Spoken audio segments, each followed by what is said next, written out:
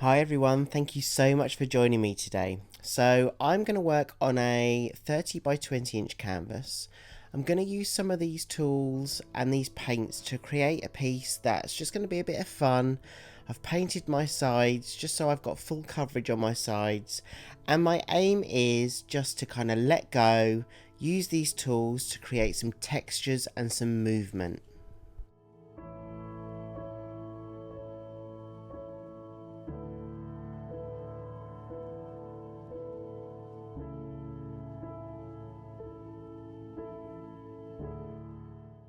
Now, as you can see, I'm just using some paint to create a base colour, and I want my base colour to be multicoloured because when I use those tools, including a balloon, I'm going to be able to create some very different patterns using those colours.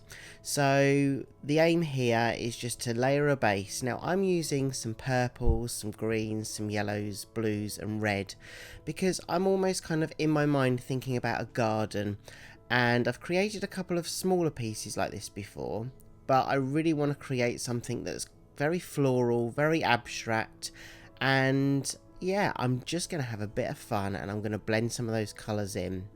Now the white paint that you see is titanium white mixed with Australian Floetrol, and that's how I'm going to create some cells on this piece.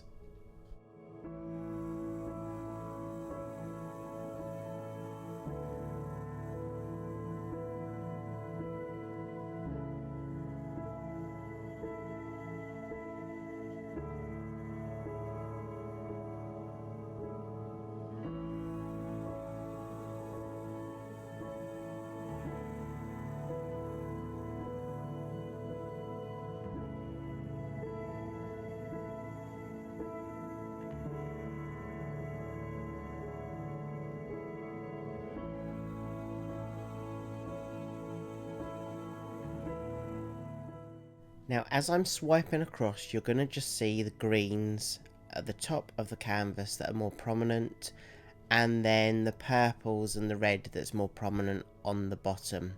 But when I use those different tools, the colours that are underneath are going to really pop through, and they're going to help design some of that texture and some of that movement.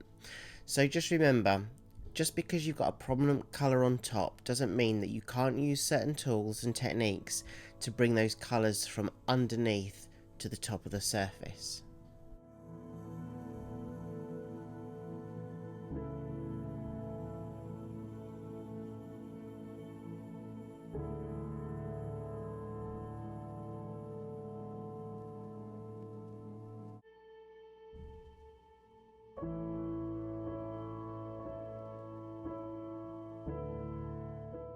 You can see here that I'm really in the moment and the concentration on my face as I'm doing those balloon dips.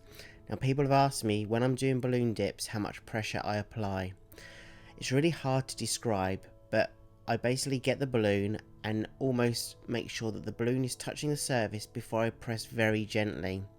And I almost kind of count to like 1-2 seconds as I press, and that helps me maintain kind of a pressure all the way through. It's really up to you how far down you do your balloon dips. If you press harder, then obviously you're going to get a bigger circle. The less you press, the smaller the circle that will be when you're creating. So I'm just using the comb now just to kind of create some smaller lines and some smaller texture. And I will go through and over these pieces and again and again, but I do have a lot of paint on my canvas, so it's really okay for me to be able to do that. I really want to just create some movement and some texture in this piece, and layering those paints on the base is really helping me to do this.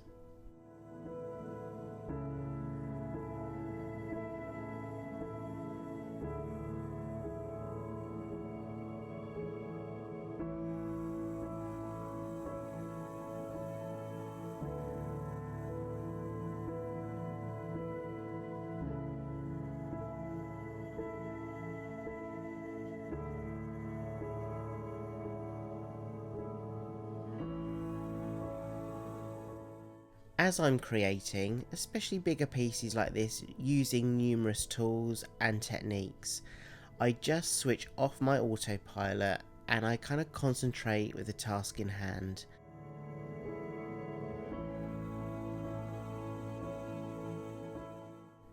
And I don't know about you, but painting is a gift to myself. It's time that I just allocate throughout my day or my week just for me to relax and get caught up in the moment in creating different pieces.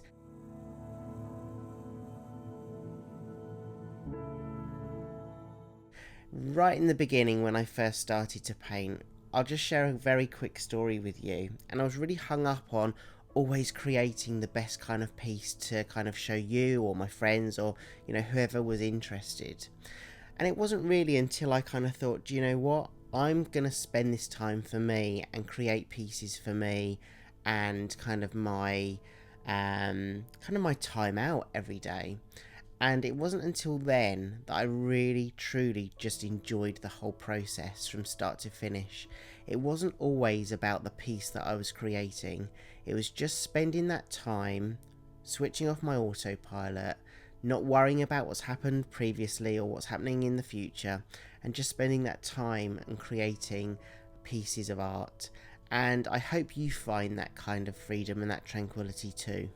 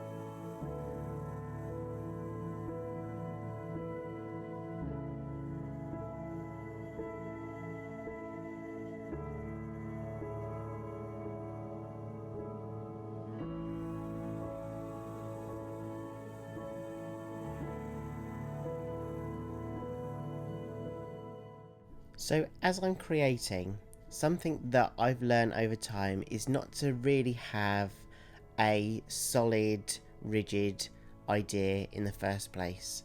When I'm painting, yeah, I do sometimes get lost in the moment, and that's okay.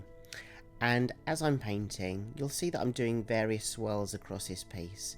I hadn't initially intended and set out to do that, but as I experiment and play and just have some fun, I can really see that doing this really brings this piece to life.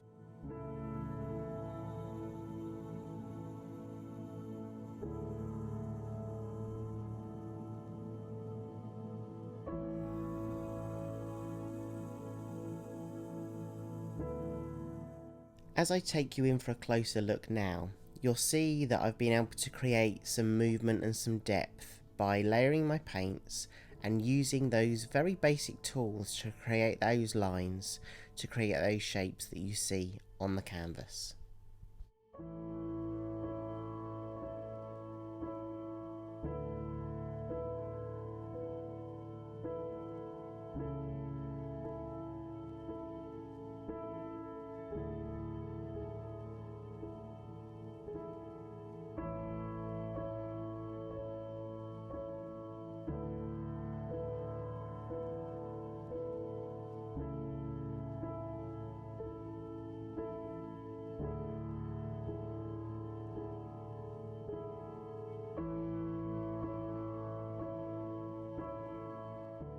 I'll show you the dried version now, and as you can see, it's dried brilliantly. I'm really proud of this, and it's really vibrant, but I can't decide which way up to have it. Should I have it landscape or should I have it portrait? And which kind of side should be the green and which should be the purple? It's a really happy piece, and I hope you've enjoyed watching me create this.